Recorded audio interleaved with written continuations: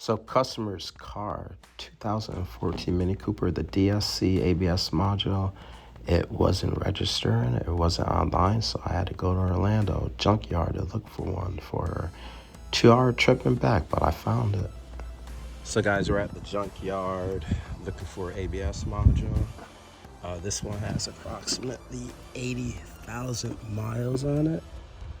And so I guess maybe this is the original. I told a lady maybe she had to use one because there was blue things, but it looks like this has blue things. It looks like it's in good condition.